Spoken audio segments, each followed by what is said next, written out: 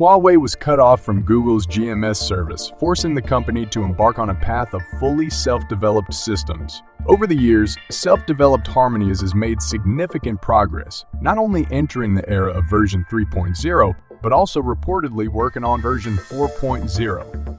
In addition, HarmonyOS has surpassed 570 million devices and has a domestic market share of 8%. Despite these achievements, there is a strange phenomenon where some people continue to doubt the quality of HarmonyOS. Before Huawei developed HarmonyOS itself, the operating system for Chinese mobile terminals was essentially a blank slate.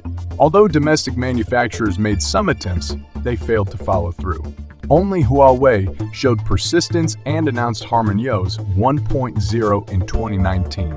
This system is a distributed operating system for all scenarios and can run on a multitude of devices, including smartphones, tablets, TVs, wearable devices, and cars.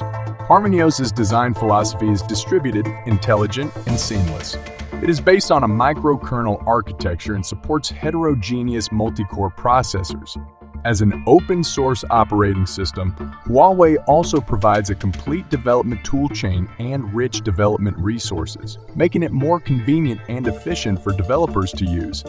With HarmonyOS in hand, Huawei can deeply pave the field of full script and shine in the Internet of Things. What progress has HarmonyOS made over the years?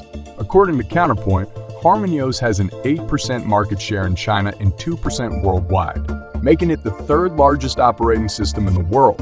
In terms of number of devices, HarmonyOS has surpassed 570 million installed devices, of which 320 million are Huawei's own devices and the remaining 250 million are products of HarmonyOS Smart Life ecosystem partners. The distributed nature of HarmonyOS has led to a rapid growth of 570 million devices installed in just 4 years, making it the fastest-growing operating system in the world with huge potential for further progress. According to official sources, Huawei will hold its Huawei Developer Conference 2023 on August 4, where HarmonyOS 4.0 is expected to be announced. If progress goes smoothly, the HarmonyOS 4.0 prototype could be seen before the end of this year. However, despite the significant achievements of HarmonyOS, there is still a strange phenomenon where many people on the web continue to doubt and not acknowledge its achievements. Among these issues, the most discussed is the issue of the Android shell.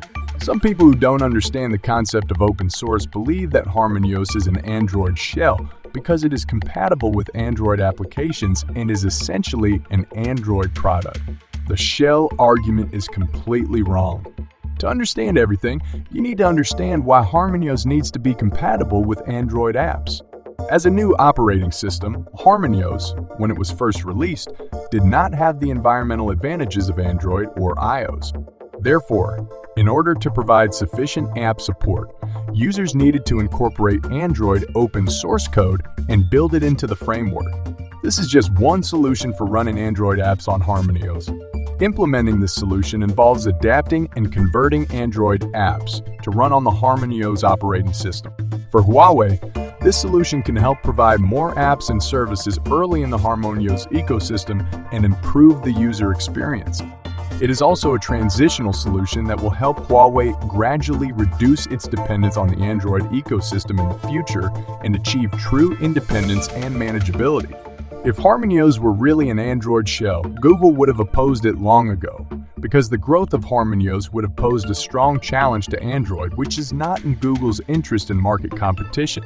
However, since Google has remained silent, this suggests that Google is not opposed to Huawei's adoption of open-source frameworks.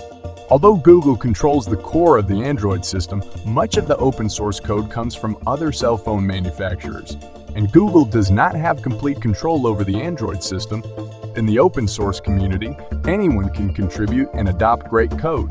The rise of HarmonyOS cannot be stopped, and it cannot be changed by the doubts of some people on the internet. To continue to develop and break the monopoly of foreign operating systems, Huawei has much work to do and must continue to improve the system's functionality and performance as well as the user experience. It is also important to actively open up technology and attract more developers to participate in the development of HarmonyOS. More app developers and service providers can also be brought on board. creating a strong ecosystem and continually enriching HarmonyOS apps and services. This can further increase user commitment and expand their user base. HarmonyOS is not only a system developed by Huawei, but also the future star of the Chinese operating system industry.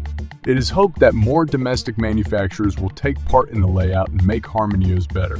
Since the beginning of this year, Huawei has been making steady progress.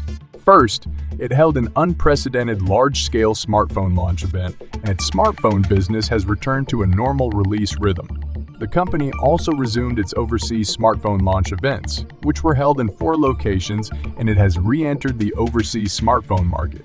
Shortly thereafter, Huawei announced that it had achieved 78 software and hardware product localization and EDA tool localization above 14 nanometer.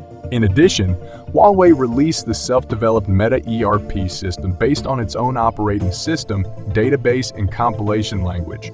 Soon after, Huawei successfully replaced Oracle ERP 88 global branches in just 15 hours. After Meng Wanzhou became Huawei's rotating chairman, she stressed that Huawei must continue to struggle and innovate, and even stated that Huawei's R&D investment this year is higher than last year. Obviously, Huawei will continue to strengthen its technological R&D and innovate for further development. Soon after, Meng Wanzhou officially announced Huawei's new development. Based on its strong 5G technology and Uleros system, Huawei's digital transformation business has achieved good results. 267 Fortune 500 companies have chosen to cooperate with Huawei. In addition, Huawei is committed to moving to 5.5G technology and continuing to lead so that China will go from being one step ahead to being ahead at every step. Huawei recently made a major announcement again with the release of its proprietary GAZ-DB database. Meng Wanzhou attended the launch event and personally promoted China's homegrown database. She also said that Huawei will continue to invest in root technologies and put pressure on them. Today, we are in the information age, generating large amounts of data every day. To support them, we must have strong and reliable database. However, major databases have been monopolized by foreign enterprises such as Oracle and Microsoft Access. To ensure data security domestically, China must achieve database localization, and Huawei is committed to solving this important problem. To achieve this goal, Huawei has been investing in database research and development since 2001. After more than 20 years of effort, Huawei has finally achieved 100% self-development of the core code and is currently the only domestic database that can achieve software and hardware collaboration and self-sufficiency of the entire stack. It can be seen that Huawei's ability to constantly announce new breakthroughs is due to early planning and continuous investment in research and development, like the launch of HarmonyOS, which was able to be released during Google's Android supply cut, was also due to early research and development. Therefore, HarmonyOS was able to break out and become the 3rd largest mobile operating system in the world, with a domestic market share of 8% and a global market share of 2%. In addition, Huawei started investing in 5G technology early. Huawei is said to have invested $600 million in 5G research from 2019 to 2013, which led to its global leadership in patents, technology, and other areas of 5G, ahead of Europe and the United States.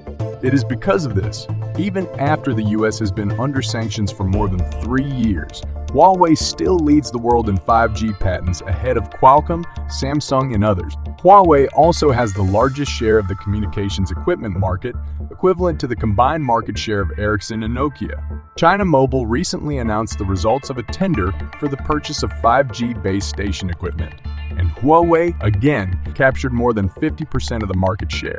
In addition, Huawei's main source of revenue, the smartphone business, is also returning. Recent reports show that Huawei has raised its delivery target for this year from 37 million to 40 million devices, which will undoubtedly help boost Huawei's revenue. Recently, a number of Huawei's developments have impressed foreign media with their rapid growth rates. However, Huawei has not yet returned to its previous state and must continue to work hard to reach its peak again. Thank you for watching this video to the end. Subscribe to the channel and write your opinion in the comments.